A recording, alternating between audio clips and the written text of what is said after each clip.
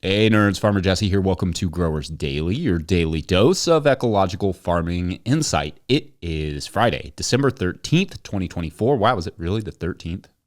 Okay, yeah. Well, I mean, what is spookier as a content creator than facing your own feedback? That seems fitting. So it's Feedback Friday the 13th, where we will get your feedback from the week. Plus, we will talk about saving labor on the farm and offer a crop planning approach. So let's do it.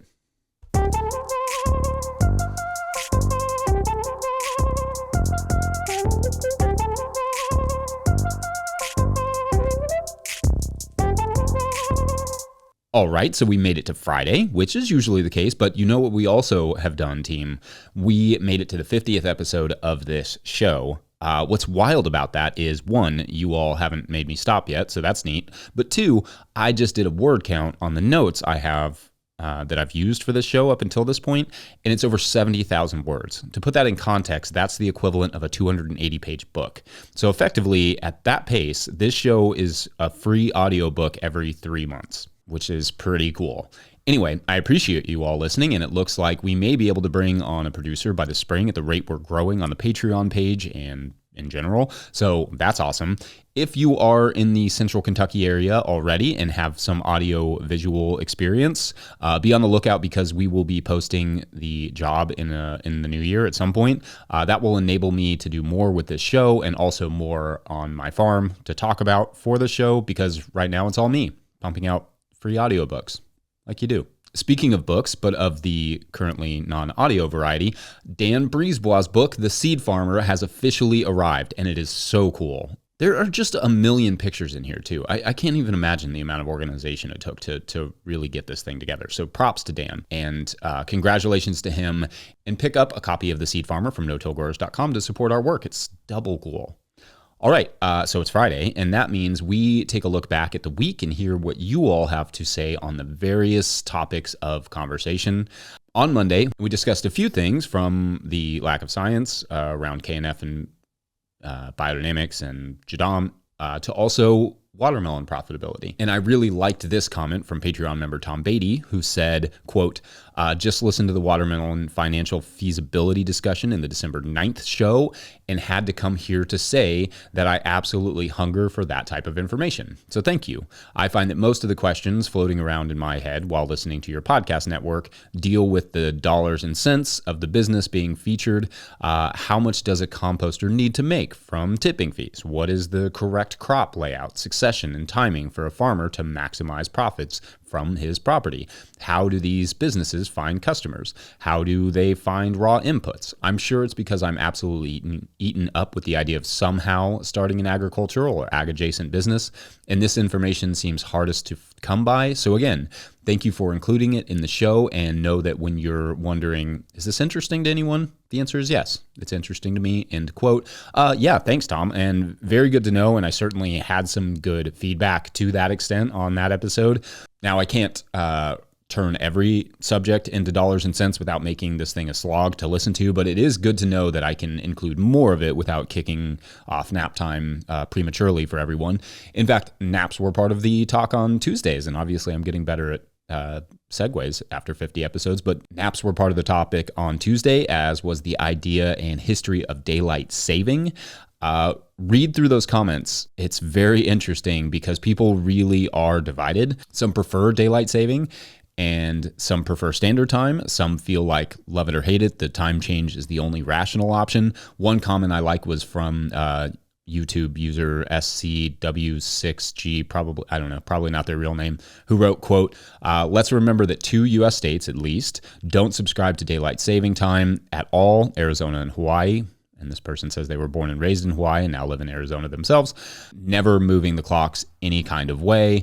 Having lived more than 60 years now in one or the other of these states, I must say the obvious. Actual, real, unaltered time works awesome. Really, it needs no improvement. So my vote is for real time everywhere. So annoying to have to remember whether to adjust or not when traveling to neighboring states. Well, not in Hawaii. End quote. Yeah, it can be done because it is being done. And I also saw comments that were like, why not just live by the sun? Who cares what time it is? Well, It's a good question, but the problem with that is that the rest of the world cares what time it is. Sure, you can gear your own work and day around the sun, but if the kids have to be at school at a certain time or your chiropractor appointment is in the morning that week, it kind of matters what time you're on. Lots of people endorse my half-hour time change too, just saying. Okay, some people didn't like it, but a lot of people liked it. Anyway, Wednesday was when we talked about wood chips, and well, there's a lot to say about wood chips in the garden, but one thing that comes up that needs to come up more when we're talking about wood chips is what at Stephen Hatcher 7700 touched on in their comment, that basically wood chips get, quote, mixed into the lettuce leaves, and now we're pulling out wood chips from our salad mix during harvest, post-harvest in the bubbler, after spin drying, during bagging, wood chips everywhere. Then there's a big rain and the wood chips float into the lettuce. By into the lettuce, I mean into the lettuce. Wood chips on our farm are now solely a composting material. End quote. Yeah, for me, wood chips are up there with leaves in terms of using them around salad mixes. That is to say, we no longer do it because I would rather clean anything out of my salad mix than shards of woods or leaves. It's a big old pain. For me, they are fine in the paths, but I too just prefer them in the compost pile where they rule. They really do rule in the compost pile. And then, of course, yesterday we talked about bird flu, among other things, but this comment from someone named Richard stood out. Quote, my sister literally has a sick turkey in her house right this minute with her children and dogs and cat and hedgehog. To her, her chickens and ducks and turkeys aren't livestock but pets. There's nothing I can say to her to convince her that this is a bad idea. She doesn't listen to her older brother about anything. The next pandemic could start in my sister's house. End quote. I don't really know what to say about that. I remember a few years ago, there was actually a small campaign to get people to stop snuggling and kissing their chickens because there was a huge salmonella outbreak among backyard flock owners. The CDC literally had to issue a statement about it. There are benefits to living around more animals for immune systems, but just because a little is good does not make a lot better. So by all means, feel free to love your farm animals, but just, be smart about it, especially poultry, and no sick poultry inside of your house. Cool? Cool. All right, so we're going to take a quick break, and when we come back, we'll get a question about labor-saving tips and tricks. BRB. Today's episode of Growers Daily is brought to you by Tilth Soil. Tilth Soil is a worker-owned co-op in Cleveland, Ohio, making NOP-compliant living soils for organic growers. Everything from Tilth is compost-based, and they divert around 4,000 tons of food scraps from landfills each year. I have used Tilth Soil for several years now for my plant starts. I love the results. I get consistent germination and consistent growth, plus excellent customer support. It's a lovably nerdy cast of folks who run Tilth. So, start your season with excellent germination and strong transplants. Check out Tilth's pre-sale pricing for the 2025 season at tilthsoil.com. That's tilthsoil.com, and click Farmers. All right, back to the show. If you, the listener, are enjoying this content, getting even a small amount of value from it, consider joining the nearly 850 people who support it over at patreon.com/no-till-growers, and I'll even answer your question like a personal consultation live on air. Sweet. Now, today's Patreon question comes from Patreon member Joe Naaman Sessions, whose question you might remember I already answered this week. That was a comment about dirty hats, but what I did not realize is that Joe actually asked a follow-up question on that thread. Patreon doesn't really alert me very well when there are follow-up questions, so my apologies to Joe and anyone else who's asked one that maybe I've missed. Joe's actual question was, quote, I take that back. I do have a question after watching today's episode on ASP, which for the listener, that acronym stands for Aerated Static Pile, but I believe should actually be SAP because it sounds better phonetically to say Static Aerated Pile. But anyway, back to Joe's question. I do have a question after watching today's episode on ASP, composting, but it has nothing to do with composting and everything to do with my above joke about labor saving. I am going whole hog, expanding from 3,500 square feet to half an acre next year as my 40th birthday present to myself. Unfortunately, I don't have the time or situation to work a full season on a farm, though I did volunteer on two over a decade ago. What are your best tips and tricks for labor saving or efficiency boosting on the farm? Things you'd correct an employee on if you saw it, like rubber banding the tops, not roots for bunches. using a board to roll a wheelbarrow to the top of the compost pile rather than forking it, etc. Looking to get in the next third of my life doing this, so hit me with your best shot. So I am still doing this crazy thing called farming in 20 years, end quote. So this is a fun topic, and I'm not sure I have a ton of more hyper-specific examples like you mentioned there that we do here on the farm. Sometimes those things are improvised and they happen organically, like using a ramp to pile a compost pile by hand. Generally speaking, I spent much of my life in the restaurant industry, and one thing you can learn working in that environment is that you will never survive if you travel with empty hands. This goes for the front of the house, so servers and bussers, as well as the back of the house. If you are moving, you should have something in your hands. In kitchens, you are usually taking stuff to the dish tank or back to the cooler. On a farm, maybe you are cleaning up tools or carrying harvested produce or carrying trays that you need to plant or empty trays that you've already planted back and forth from the greenhouse. Another big time saver, and this is one that makes me think of the late, great Chris Blanchard, so shout outs to him and to the Farmer to Farmer podcast, which is still relevant and still the GOAT. So go find episodes of that podcast if you can. But another big time saver is just wheels. So that would be wheelbarrows, which I have fallen in love with having a wheelbarrow with two wheels over one wheel after a decade of the dang thing tipping over and freeing itself of its contents. So yes, wheelbarrows, carts, hand trucks, and so on, just wheels everywhere. They just make everything easier. But let's say I need to seed a bed. I will load the wheelbarrow up with everything I could possibly need: amendments, rakes, hoes, seeders, seeds, anything that I might forget and come back for because it takes less time to put tools I didn't use away than to come all the way back to the shed and get the tools I forgot. I would love to have stations of tools all over the farm, and I know people say it pays for itself in steps, but I don't think our farm is big enough for us to, for instance, own 2 gritters at $400 a piece, or a bunch of $100 rakes or hoes. As farmers, we often talk ourselves into new tools, saying things like, well, that's just one extra bed of lettuce I have to sell or whatever. But the reality is that you can only do that so many times before you are like 100 beds of lettuce in debt to the farm tools.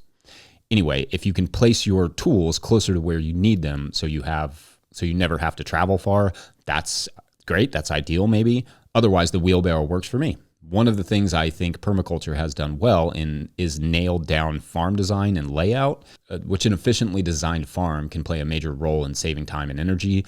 Even hiring an experienced, emphasis on experienced, permaculture design person to help work out the layout could be really beneficial, or perhaps just taking a design course yourself.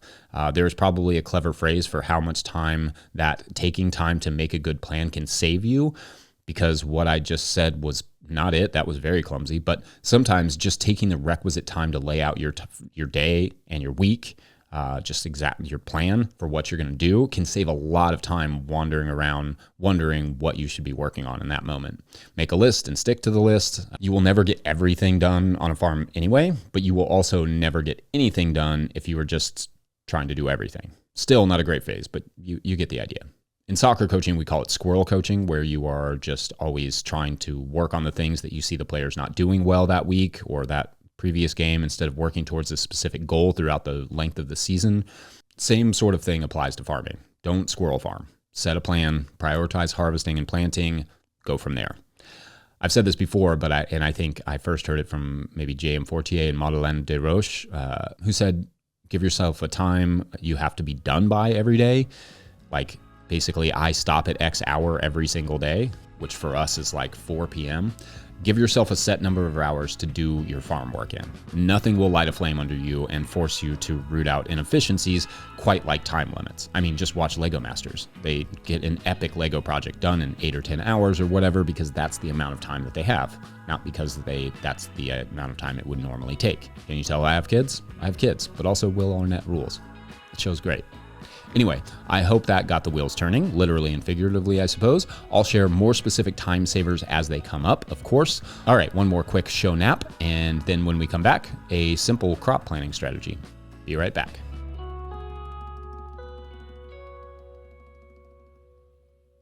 All right, so one thing that has been on my mind to talk about is to start sprinkling in some crop planting advice.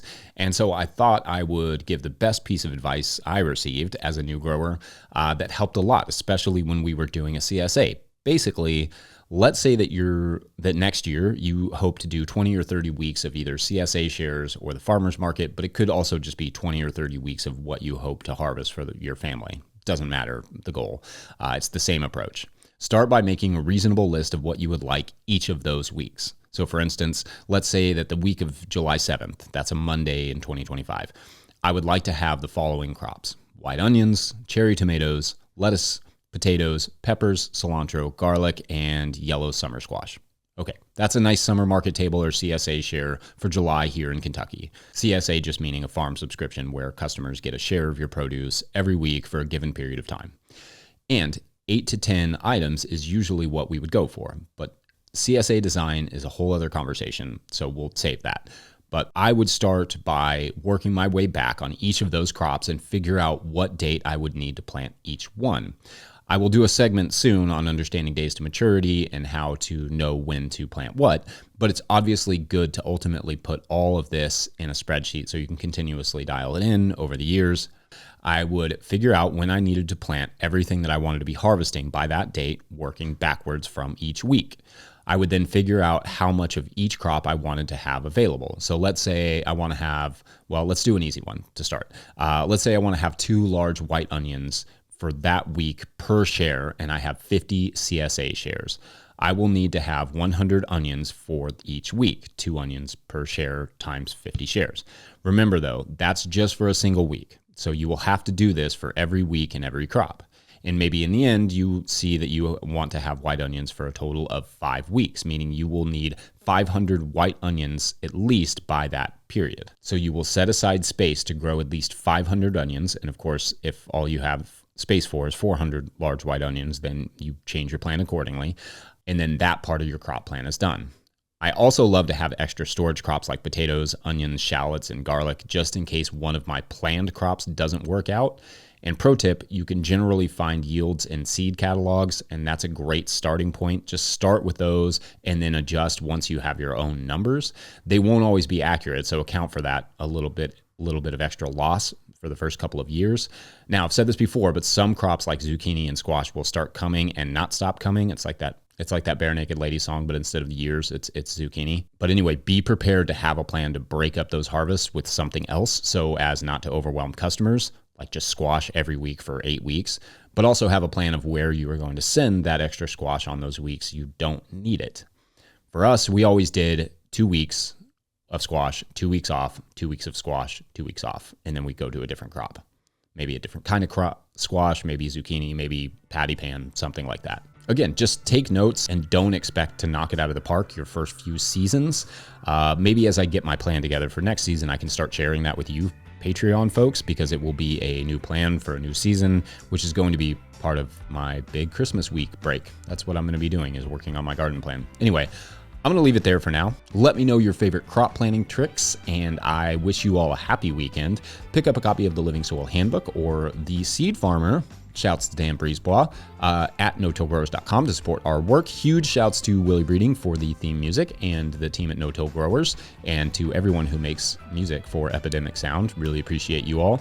Big thank you to everyone over at patreon.com/no-tillgrowers, where at a certain level, or if you just bump up from one level to another, or sign up in the month of December, you get a shout out on the show. So big shout outs today to Nathan, Ayla, and Songhaven Farm.